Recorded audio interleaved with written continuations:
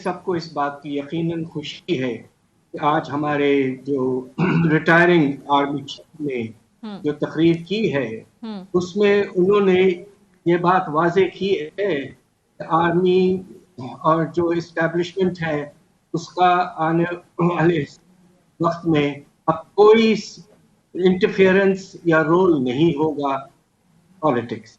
ये बहुत मुनासिब मैं समझता हूँ बात की गई है और इंशाल्लाह इसी स्टेटमेंट के बाद से ही मेरा ख्याल है कि मार्केट्स पर पॉजिटिव असर जरूर पड़े।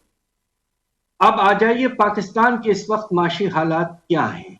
देखिए डिफॉल्ट की बात क्यों हो रही है, ये सवाल का जवाब बहुत जरूरी। बात दरअसल ये है कि पिछले कुछ 15 महीने में पाकिस्तान में जो हमारे रिजर्व्स हैं उनमें नुमाया तौर पर बेहद कमी आई। अगस्त के महीने में 21 में वो 20 अरब डॉलर पे थे और आज वो 8 अरब डॉलर पर गिर चुके हैं और इस लेवल पे हम सिर्फ तकरीबन 1.3 महीने के दरामदाद इंपोर्ट कर सकते हैं। सवाल ये पैदा होता है कि एक तरफ तो आपके पास फाइनेंशियल ये एसेट है, आपके पास जो है रिजर्व्स हैं, आपकी लायबिलिटीज क्या है।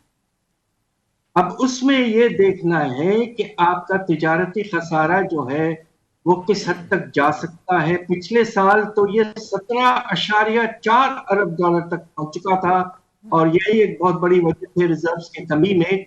अब तो कोशिश की जा रही है और अल्लाह का फजल है कि हमारे दरामदाद में कमी आई है और हमारे जो तिजारती खसारे का लेवल जो है वो तकरीबन आधा हो गया है।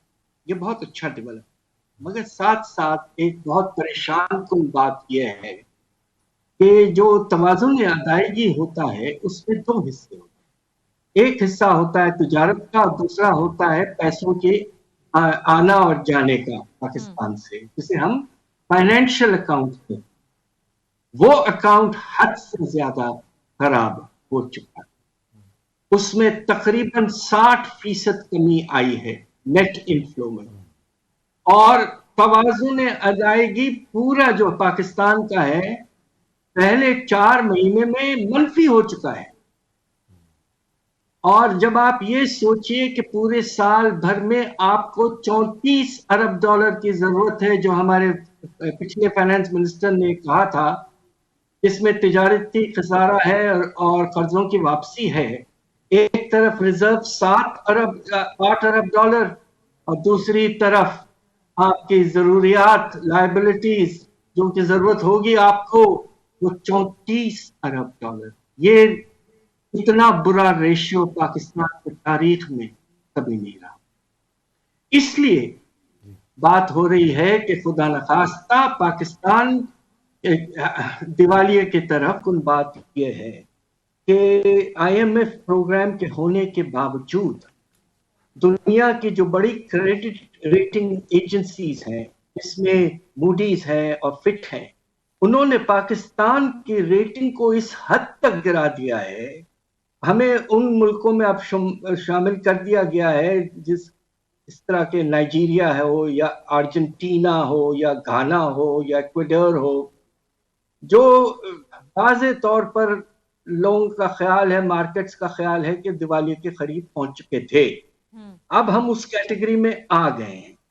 इसकी वजह से देखिए हो ये रहा है कि जो प्राइवेट इनफ्लोज होते हैं पाकिस्तान में वो तकरीबन ना होने के बराबर हो चुके हैं। वो कौन से फ्लोज हैं? सबसे पहले प्राइवेट इन्वेस्टमेंट 70 से 80% कम हो चुका पिछले कुछ महीनों में। दूसरी तरफ बॉन्ड आप नए बिल्कुल फ्लोट नहीं कर पाए हैं, साल का टारगेट 3 अरब डॉलर के लगभग है। तीसरी तरफ जो बहुत अहम बात है कि हमें इस साल की जो हमने फाइनेंशियल प्लानिंग की है उसमें हमें तकरीबन 7.5 अरब डॉलर के कमर्शियल बैंक नए लोन्स लेना है। रोल ओवर तो छोड़िए।